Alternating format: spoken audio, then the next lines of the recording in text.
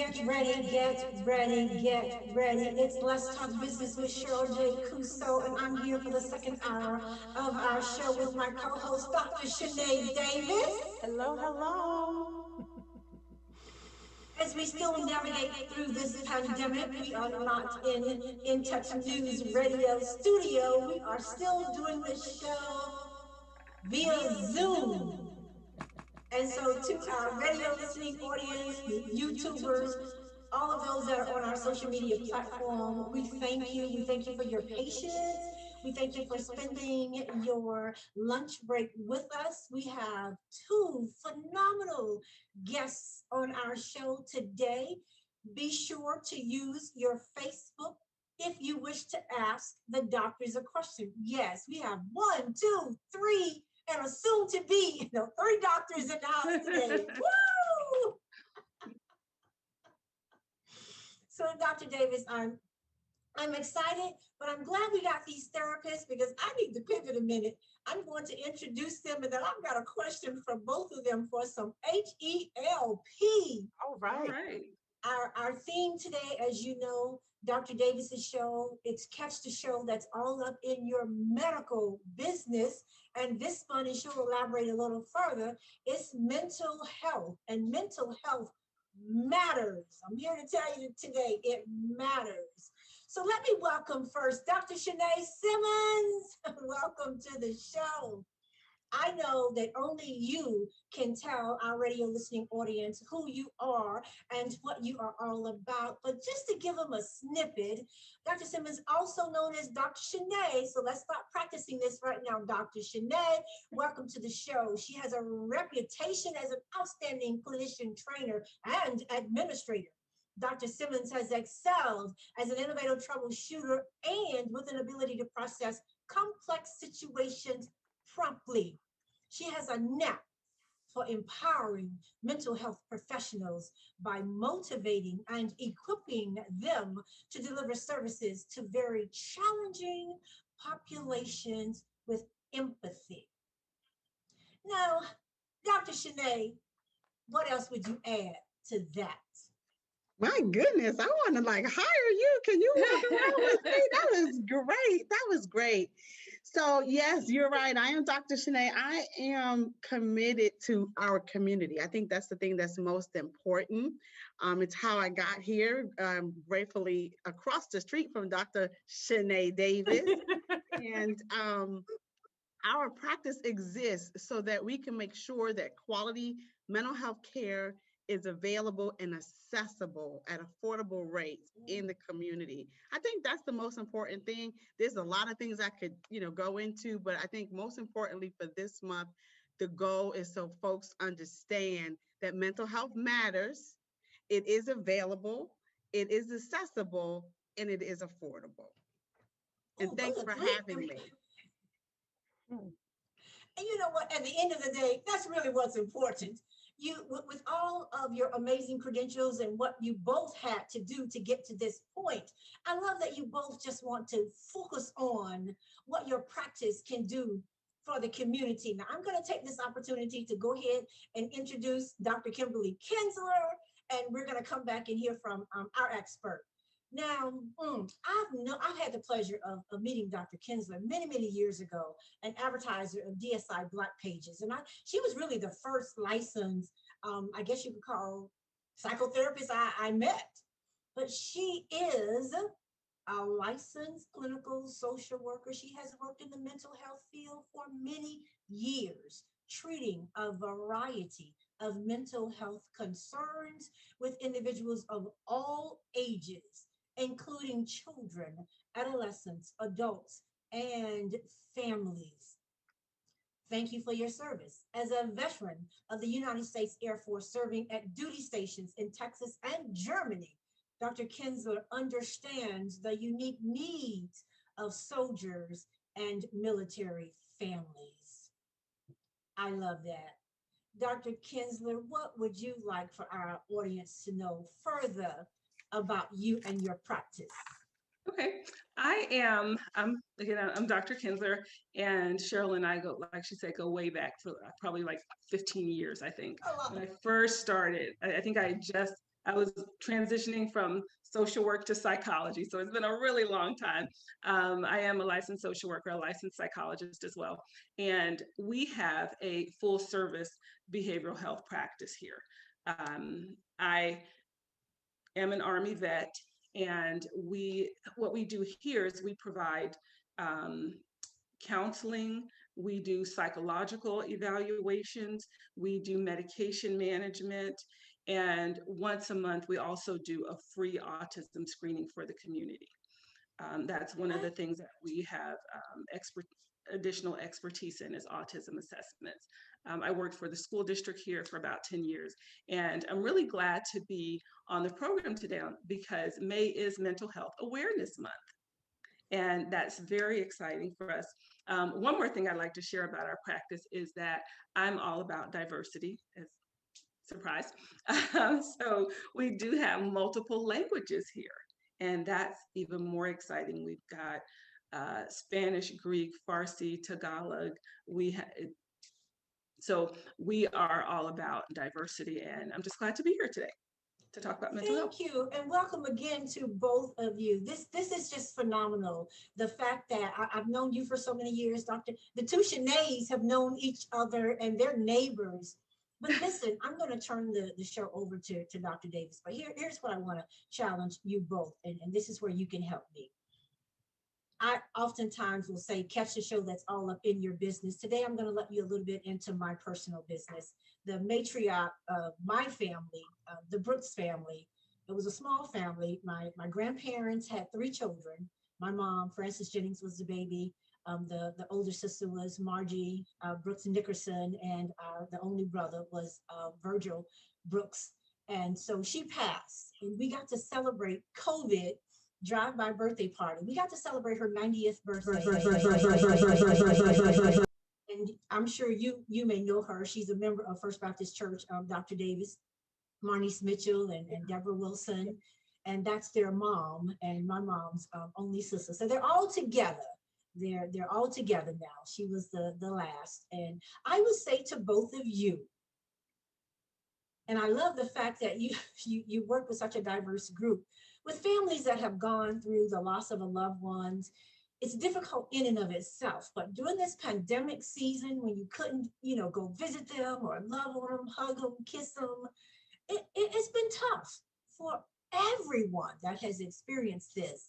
And so I ask you two, the experts, for just a minute, and Dr. Davis will come in and take over the conversation after that. What advice, or where would you begin to share your expertise to individuals like myself and others who have just lost a loved one?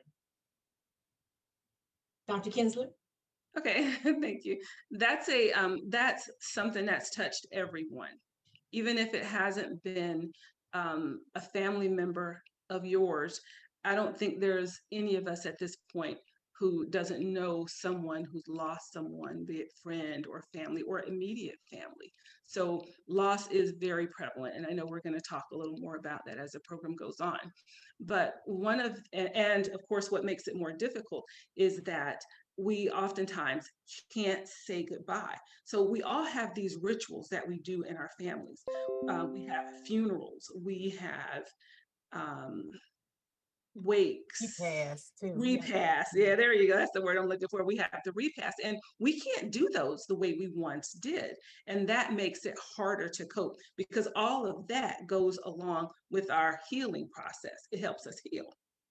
And so we have to find new ways to remember the loved one who we've lost. I would say, knowing that we can't do that, still connect in other ways. Like now we're connected on Zoom. Sometimes we have to get together with those family members and create new ways.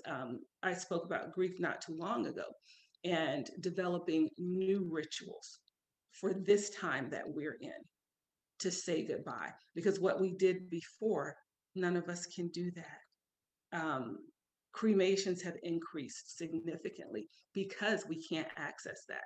So creating a new ritual that will help you through the healing process, connecting with other loved ones in other ways, be it Zoom, telephone, things like that. Those are additional ways to heal. But overall, the healing is going to come here. Mm. That's where it's going to come. So the things that we say to ourselves, those matter. And that's how we get through the healing process a little more efficiently during this really, really difficult time. It's Mental Health Awareness Month, and this is just a wonderful panel to have you two share with our audience and us as we all continue to cope with COVID and entering into this next phase of COVID. And we're just so happy to have you here. I think grieving it's a process. It's a very important process that we first have to acknowledge, what's going on there, and be okay with going through some of those things. And not everyone is okay with the feelings that come along with grief. And permission is a good thing to have. If you have a therapist on board or a mental health care professional on board, sometimes that's easy. But of course, in our community, just recognizing when a mental health professional is a good next step is a challenge, in itself. I was so sorry to hear about the loss of Sister Nicholson. Boy, she could wear a suit like nobody's business. But I have no doubt in my mind and in my heart that she was ready.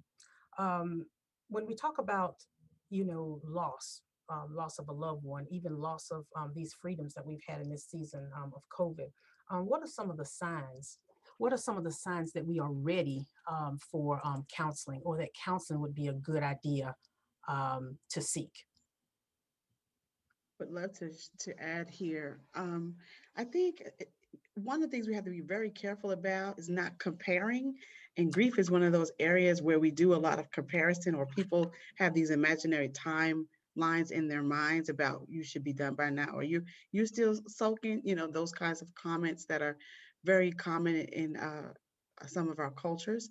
And so the answer to your question I would offer would be when all the things that you normally do don't work anymore, and whatever that is, because we all have, four of us here right now, we could all have very different strategies for how we get through stressful situations. But sometimes when a crisis comes or something unexpected comes, those tools don't work anymore.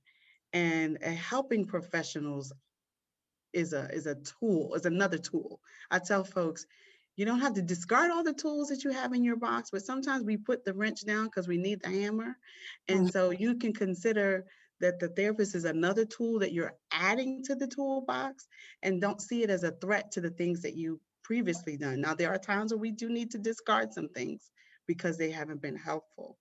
But I think the best single approach in making sure that we're not doing comparisons is when a person recognizes that what was working is not working anymore. That could be prayer, that could be friendships, it could be the pastor, it could be whatever. And I could go down a long list, but I won't do that. And so that would be my offering to that particular question. I think Well, that thank is, you. I think that's just Thank so you both important. so much. What's not working is what was working is no longer working, is an important sign that something new needs to be done. It can also be, perceived as trauma, particularly when loss is of someone close. Dr. Kinsler, you talked about your history as a veteran. I have no doubt that you've seen some people, some of your patients have PTSD. Post-traumatic stress disorder doesn't always come as a result of, being in war or Right. being, in a violent relationship. Can you talk to us about PTSD and any links there are with grief? Well, let me say one thing to begin with PTSD. PTSD is entirely treatable. It is not a lifelong sentence. And I think that's a misconception that we have in the community at large, that if I get PTSD, my life is over. I'm going to have this for the rest of my life. And you can learn how to cope and how to integrate it so that you make sense of it and then move forward. Because we, in some regards, we have all been exposed to some kind of trauma, particularly in our African American communities and minority communities. We've been exposed. Now, when it comes to grief, a connection to PTSD, and um, PTSD is that clinical diagnosis. I'm a little bit, I'm going to say trauma, because depending on how you lost a person, you absolutely can develop symptoms. You most definitely can. And is it traumatic? Absolutely. But just know that there are people here who can help you through that. And you can go on to have a wonderful life and enjoy the best that there is for you. I like that a lot. That trauma is, you can recover from trauma. That some loss, particularly when loss is unexpected, can be traumatic. Depression in our community, in minority communities overall, sometimes is perceived as weakness.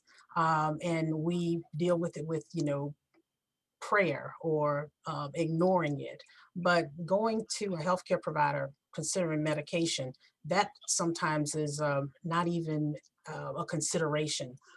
However, when they get to a point where counseling is something that they may consider someone experiencing signs of depression, we can come to people that look like us, and that's very important.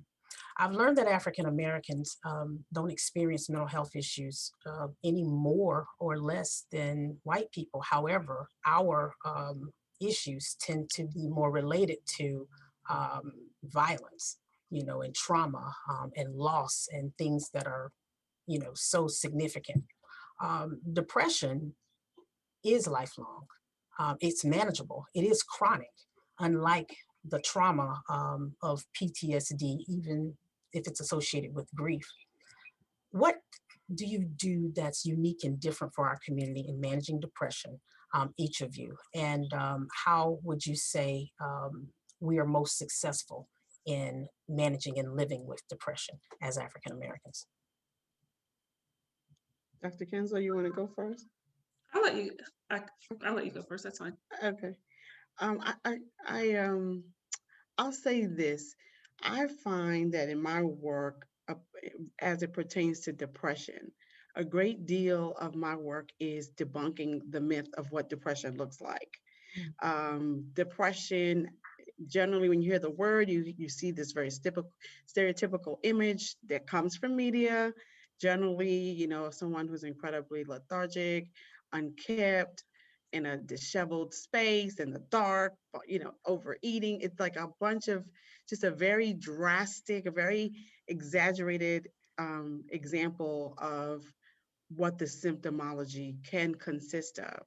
However, what I tend to see in my office are very responsible adults who are doing the best that they can to meet the needs of that are extensive, a lot of responsibilities, very little stress management or healthy stress management. And oftentimes it is exhibited in forgetfulness, loss of pleasure or interest in socialization, low energy, low motivation. And so they do all of their responsibilities and they have nothing else to give. And when you have a conversation about a self-care, which is that's just a whole nother can, it's like, well, that must be nice. And so my experience is really largely around debunking the myth and helping people actually recognize that what they're describing is depression, and then putting in place an improved self-care plan to that end.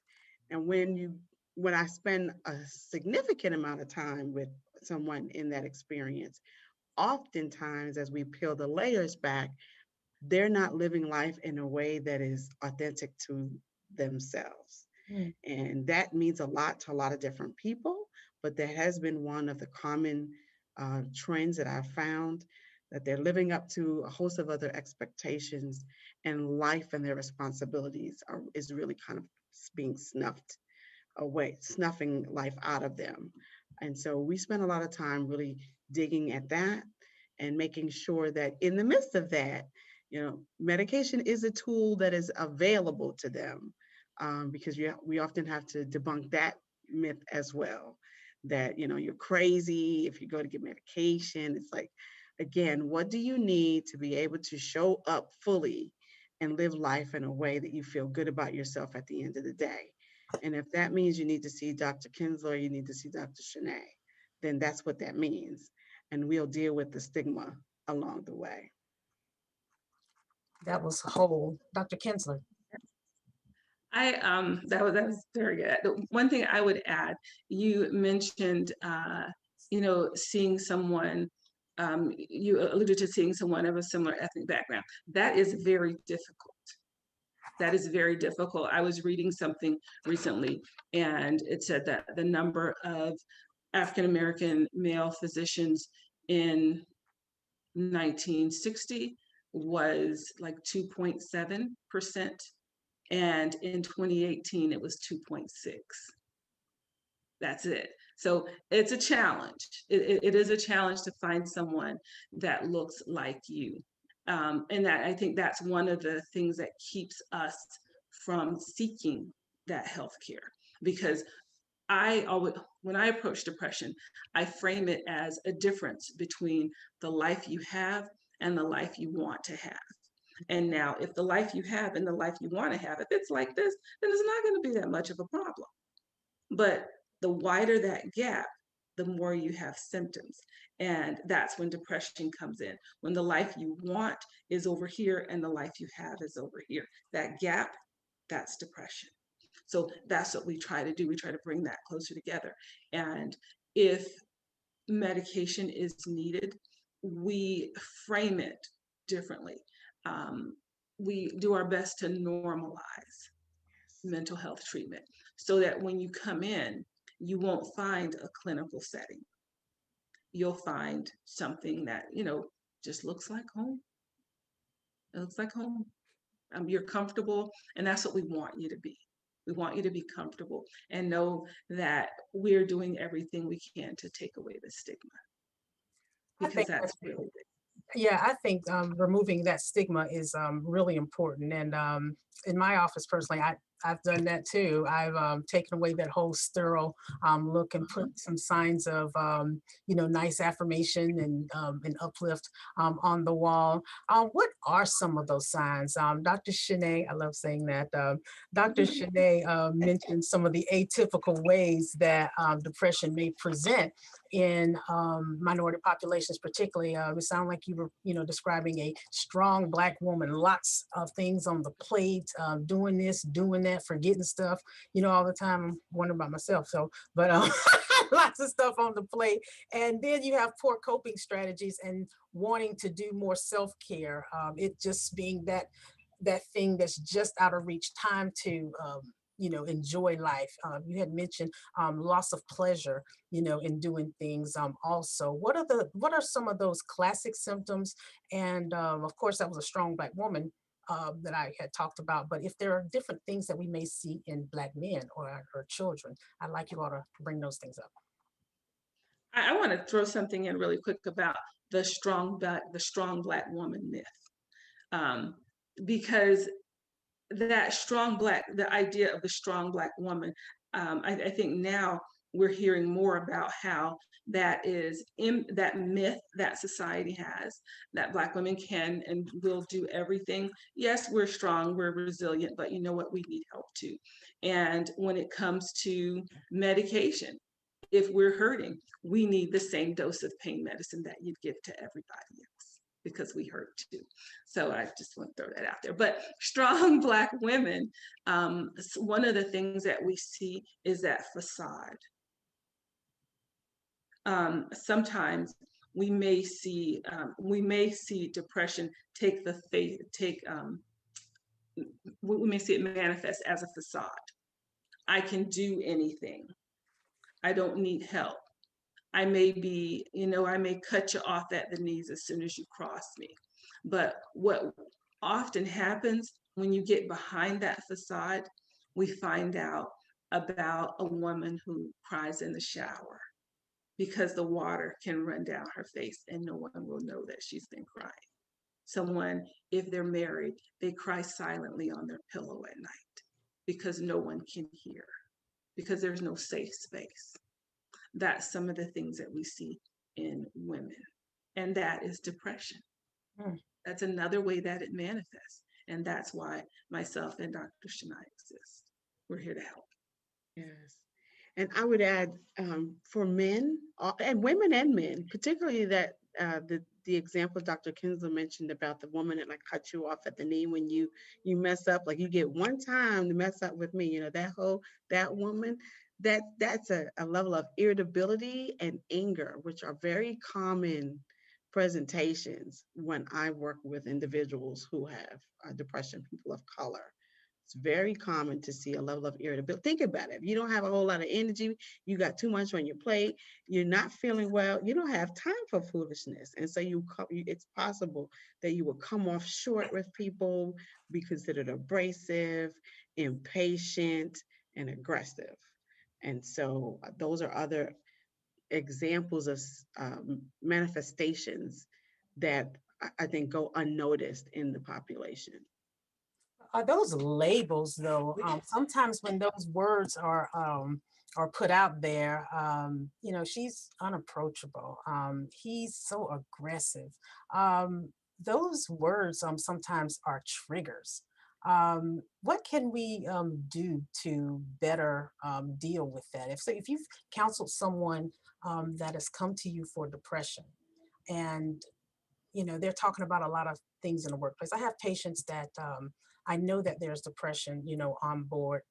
It takes me a couple visits to get them to identify some of the symptoms as depression. They say that people in the workplace don't like me. My boss says that I'm, hard to work with. She's, difficult to approach. Those labels, and most minorities have experienced that in some form of another or another. How do you counsel your patients on, dealing with some of those things? So some of that may very well be true. And when people come to me, I assume that they're giving me their truth. So we have to start where the patient is. And that may mean learning how to better navigate the system that they found themselves in, because you can't always leave the system. If this is how you eat, how you pay your bills, you can't just walk away from the system. So sometimes we have to figure out how to navigate the system. And if you are depressed, what can we do to help you cope? Because it's not, to look inward, because you're the only person you can change. Yeah. So let's see what we can do to help you. Funny, what I wrote down here is that what you said is not necessarily to deal with that, but listen to it. It may be a mirror moment. So I said, this may be a mirror. Yeah, absolutely. Yes. Well, what about his children? I'm sorry. I listened to you three experts, and to you, Dr. Shani and Dr. Kinsler, your voices are just so calming. I'm really just here being helped. And again, as I listen to you, I challenge any of our family members who are listening to you, or for those who may be viewing us on Facebook, like this video, share this video as this world begins to open up, or as we're communicating with our families on Zoom, or whatever method you're using. This is real. At first, when I heard you all talk about that strong African-American woman, I'm thinking to myself, well, shoot, that's all of us. At any given time, all of us need a therapist. Real, I was just being real. We just thought that was natural. And maybe this is the time to say, it really isn't. There's something you're hiding deep within there. So we're going to take a commercial break. Ladies, you can put your logos, your books, your whatever you want to put up for 2 minutes, and we will be back after the break. But thank you so much. Remember, Facebook, like, share. You will not get this type of scenario again. Back in a moment.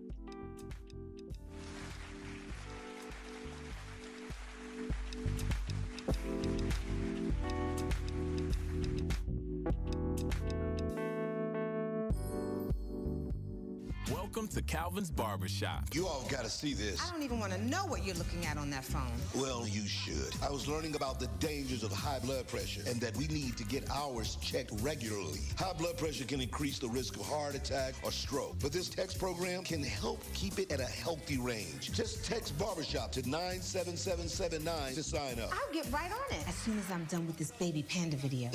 Text Barbershop to 97779. A message from the American Heart Association and the Ad Council. It's important to plan ahead for emergencies, like the storm. When it kicked in, we had a plan. Separated. We were able to get in touch with each other in no time. Idea how to find each other. The whole experience was the fine. most frightening 10 hours of my life. If there's one piece of advice I'd offer other moms out there, it's to stay calm and keep to the plan. Message. Some parents plan ahead, some don't. Make sure you know where to find your family in an emergency. Start your plan at ready.gov. Brought to you by FEMA and the Ad Council.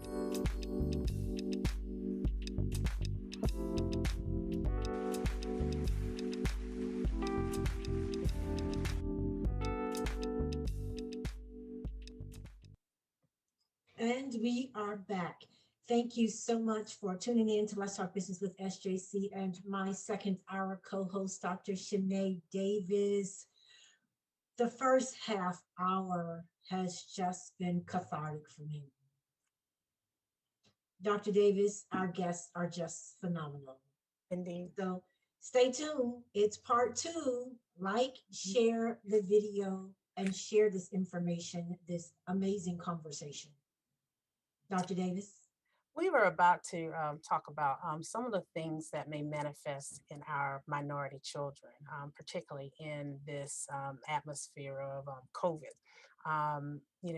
Up until this point, they're starting to, re-engage their friends and whatnot now, but everybody's having to look at the outcomes of being, quarantined essentially for almost a year. Got grades being behind, you got family dynamics changing because of finances and food shortages, et cetera, et cetera. Children manifest things differently. Some of our children have, gotten these diagnoses and labels, and the first stop is usually testing. Dr. Kinsler mentioned some testing capacity that she has at her clinic. There's this concept CBT, cognitive behavioral therapy, and I am a big believer in counseling and going, for this CBT when I speak with young adults or adults, with children, and they're just sort of sharing those things with me. I want you to talk about children, your approach to them, how they may present differently, and what is this CBT? Okay, I'll talk about the CBT, and because that's one of my favorite things to talk about. Cognitive behavior therapy. It's the idea that what's happening here will manifest out here. So the things that you say to yourselves, that we say to ourselves rather, will manifest. There's no magic, but what happens is everything that we say is a reflection of what's happening here. Nothing comes out of here until it happens here first.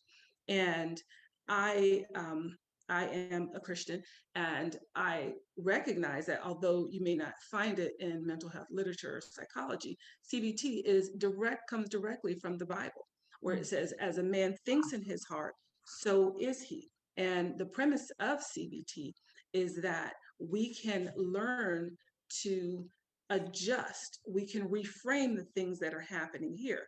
And that comes from the Bible too, where it talks about taking every thought captive.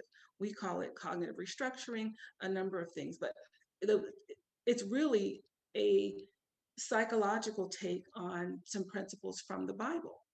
We take every thought captive and know that whatever you're thinking here, so are you. So if you don't like the "so are you" part, that's where CBT comes in. And we teach you how to change what's happening here. So Wow. that's the cognitive behavior therapy. Dr. Shanae. I love it. I'm over here trying to contain I myself. see it. I Somebody who see it. sees it like me. Yes. Woo, I'm a Christian as well, and Dr. Kinsler put it perfectly. With our young people, depending on the age, right? Because we've got our elementary school students, middle school is the monster years. I mean, it's just a very challenging. Our public school systems don't really do a great job at helping them transition from being totally dependent to being independent in high school. So you've got that. And so for my work with young people is really about getting connected to them and rapport building with them, getting them just as, if not more comfortable with the idea of counseling. And sometimes it also requires getting them past the fact that this is something their parents made them do and they didn't want to come in the first place.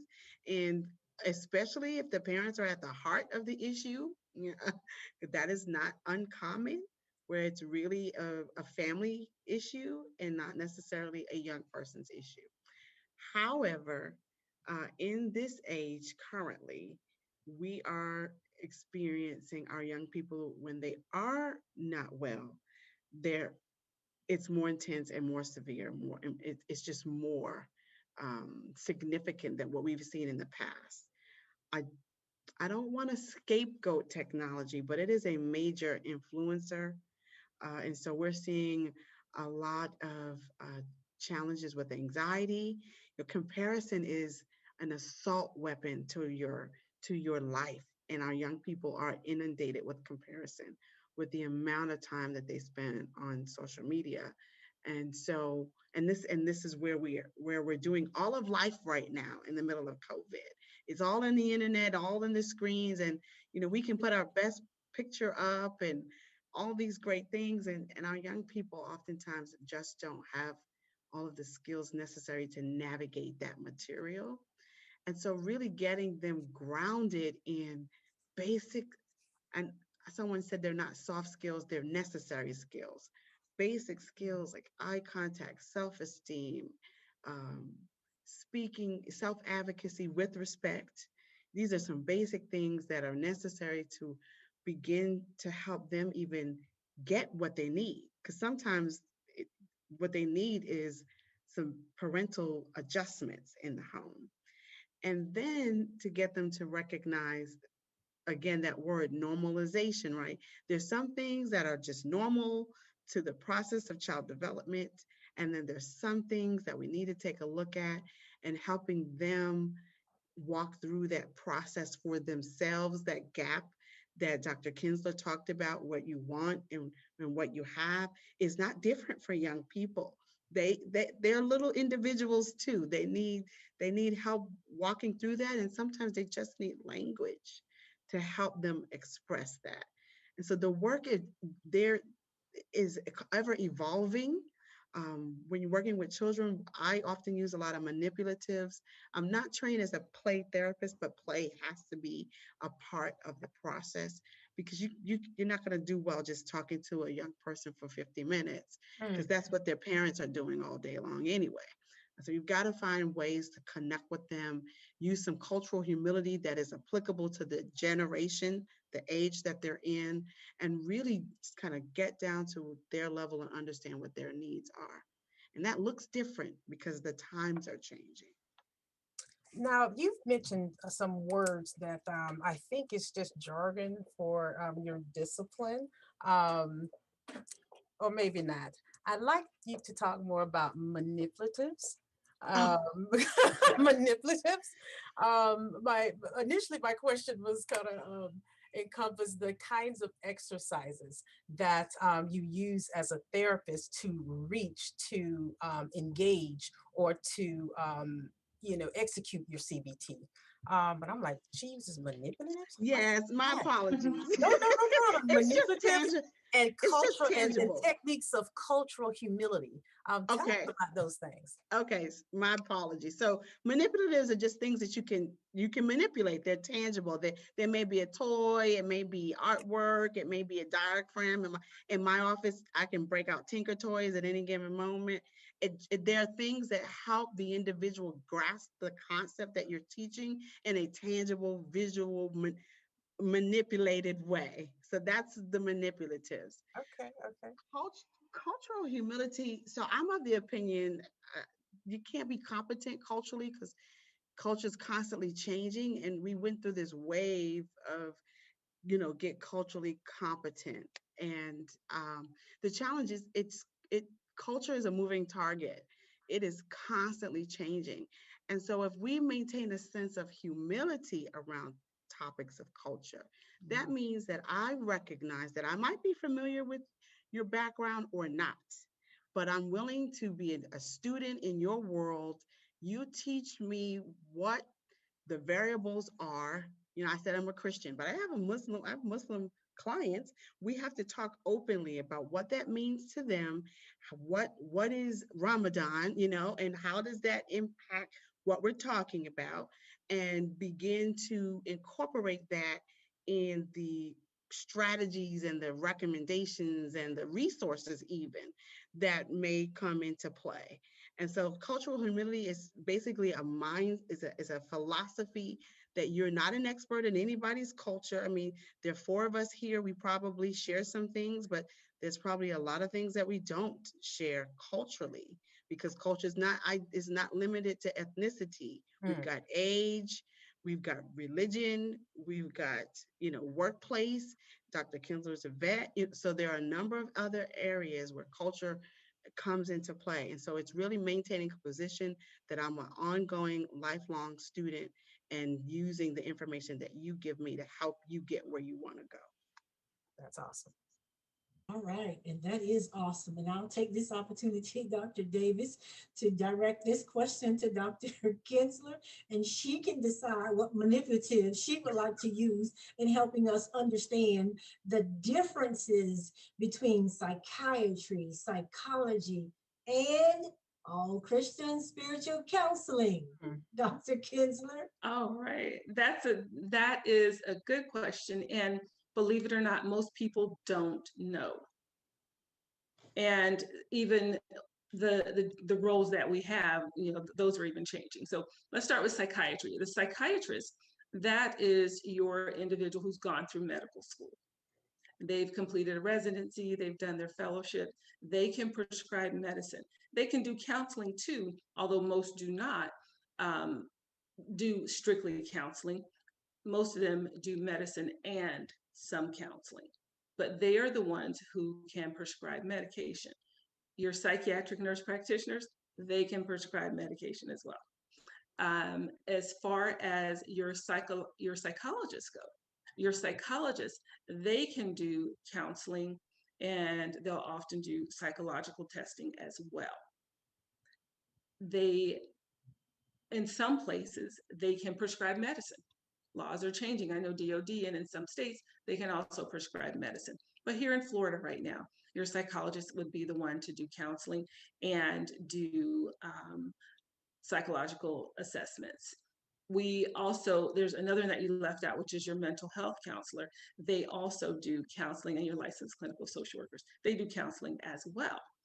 And now your pastoral counseling, your spiritual counseling, they are not licensed, and they don't treat mental illness.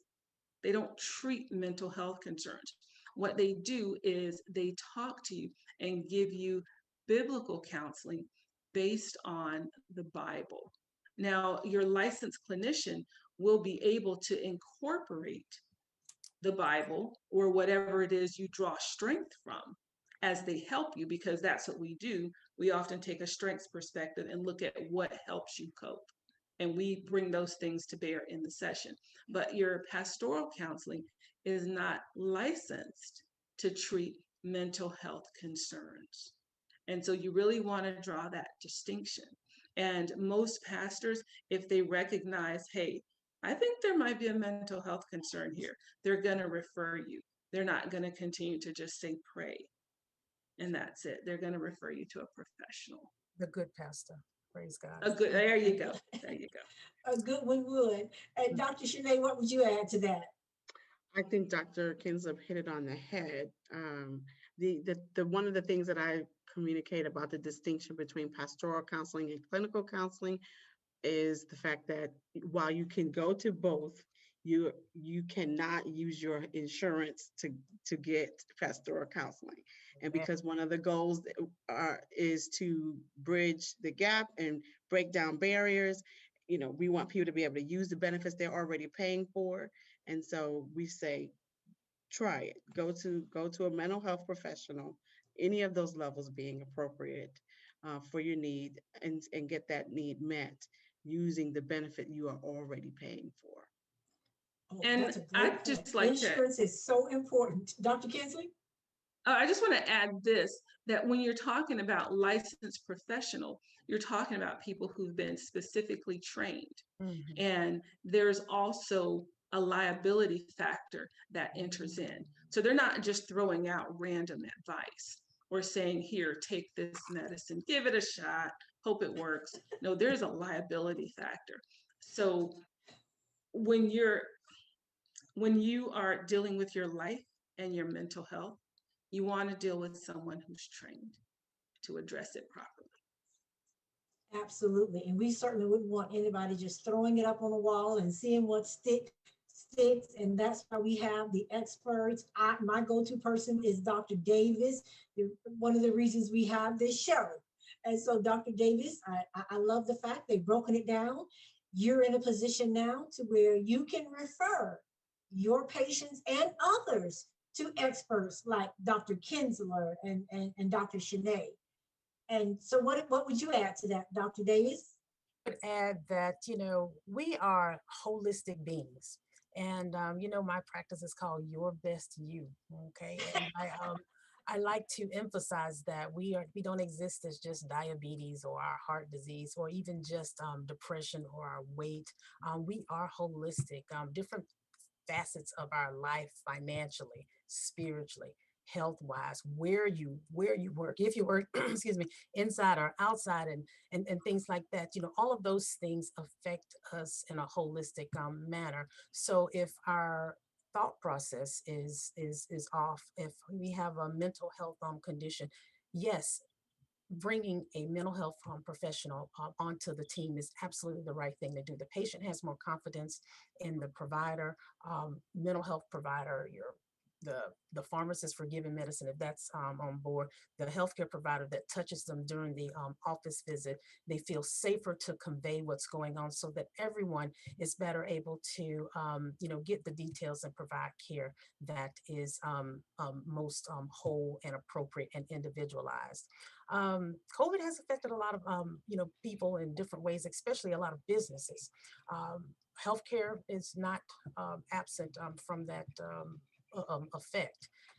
We've had to do a lot of telemedicine, remote, care. Is that something that each of your practices is engaged in? Yes. Okay. Yes. How would our listeners find you online or be considered for a telehealth appointment? What goes into that? You got to see people first and then give them a telehealth appointment, or how does that go? For us, the process is the same whether you're coming in person or not. You go to the website or give us a call, and the screening process starts. Our paperwork has always been electronic. And if you're not entirely sure that it's the right fit, we do offer a complimentary 15-minute consultation before we even start the onboarding process. But overall, the telehealth is incorporated the same way as in person. Once the paperwork is received and reviewed, and we know exactly what the fit is going to be and what means of reimbursement you'll use, we send a link to your email, same email the paperwork was sent, and you get your reminders and you're good to go. All right. Dr. Kinsler. Ours is fairly similar. A patient calls in. Right now, we're 100% telehealth. So I'm going to say, let me scratch that. We are telehealth for med management and for counseling. The only thing we do in office is psychological testing right now. The process is the same. You give us a call. The front office team will do a phone screening to make sure that this is the appropriate placement for you. Sometimes people need a higher level of care. And based on what their concern is, they'll be, or their request, if they request a particular clinician, then they'll be scheduled. Or if they need a higher level of care, they'll be referred to an appropriate level of care. Because ultimately, what's most important is not necessarily that you come to this office, but what's most important is that you get the help you need. That's what's most important.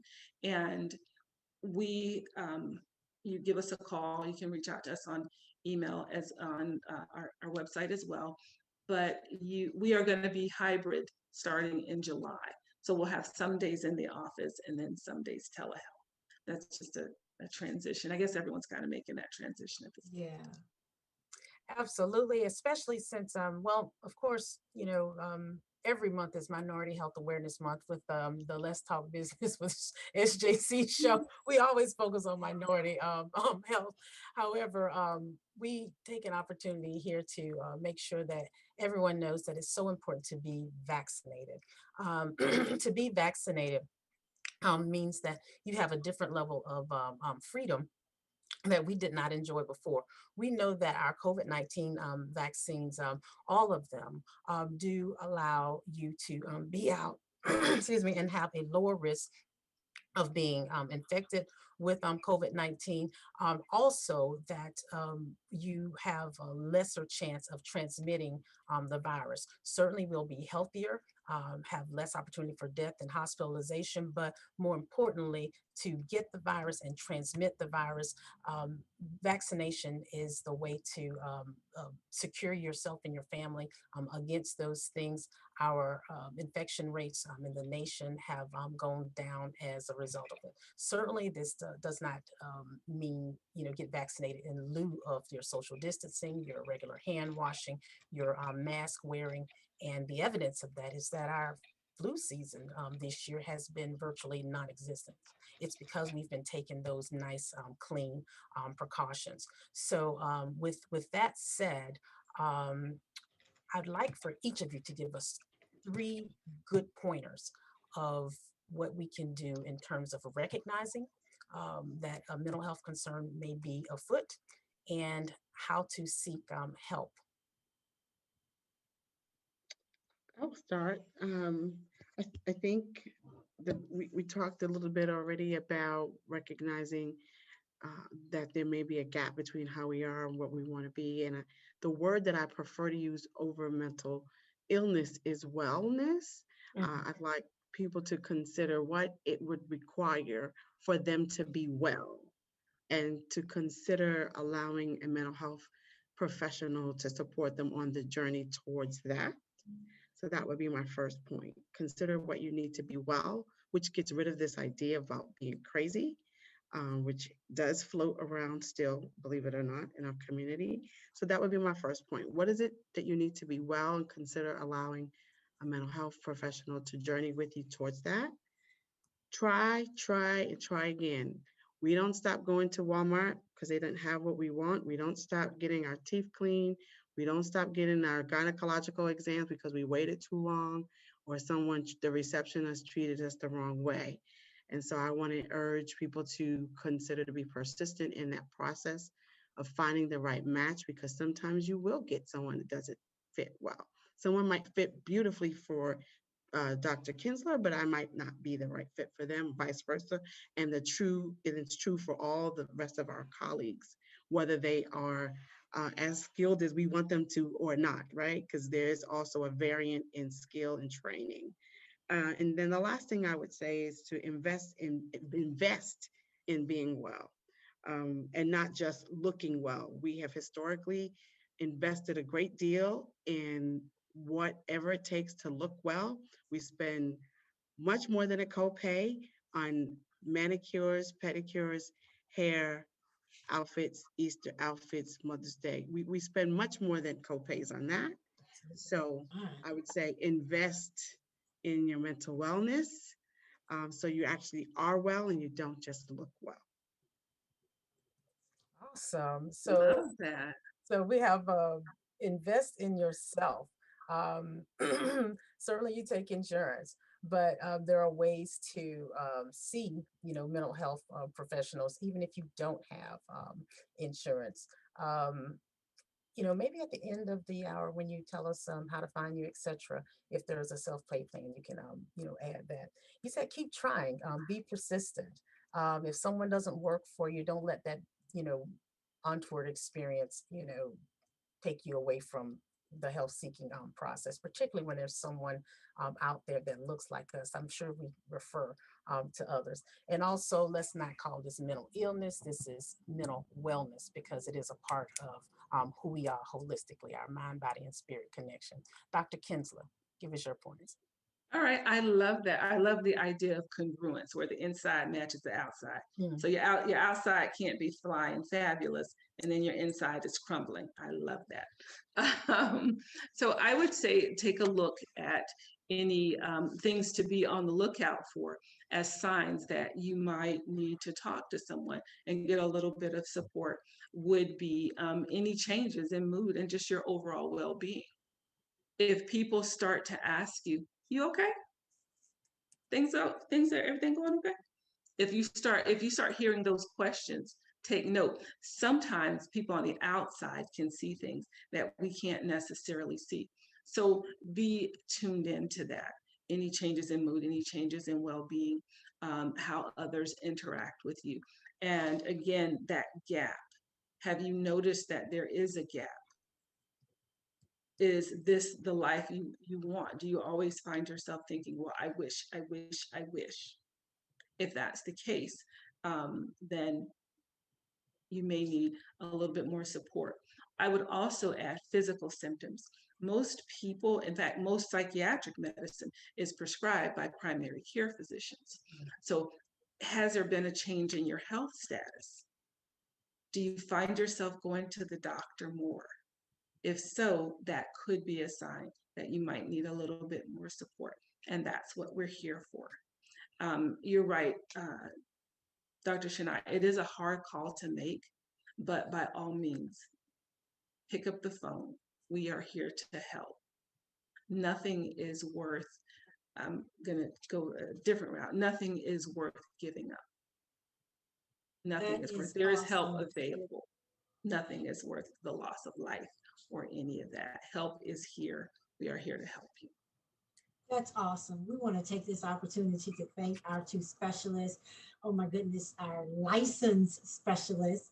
It is so important that you all have conveyed to us mental health matters. We will post your contact information with our thank you post. Dr. Davis, we must schedule a part 2. You've enlightened us and instructed us to make the call. You both, although I heard Dr. Shani say it, but I've heard you both say you're available, you are accessible, and you are affordable. You made those price comparisons. You made it real. And so it registered with us. So again, Dr. Kinsler, thank you so much. Dr. Shani, we appreciate you, and my co-host, Dr. Shani. Indeed. We thank you all. We look forward to having you back on to the show. And I need to make sure that you both are in DSI Black pages, because we don't want it to be difficult for people to find you when they need you. But thank you all. For those of us who are listening in, remember, mental health does matter. But for today, let's talk business with SJC and my co-host, Dr. Davis. Before you say it's a wrap, do they have time to just give their website or a phone number? Well, you can give it. We'll put it in our thank you post, but go ahead. Both of you give your website. Okay. We can continue on. I am at kinslerpsychology.com. KINSLERPSYCHOLOGY, kinslerpsychology.com, 813-443-5311. Dr. Shani. Yes, and I'm at communityvictory.com, exactly the way it sounds, communityvictory.com. Our phone number is 800-715-3606. Thanks for having us. All right. Thank you. This show is a victorious wrap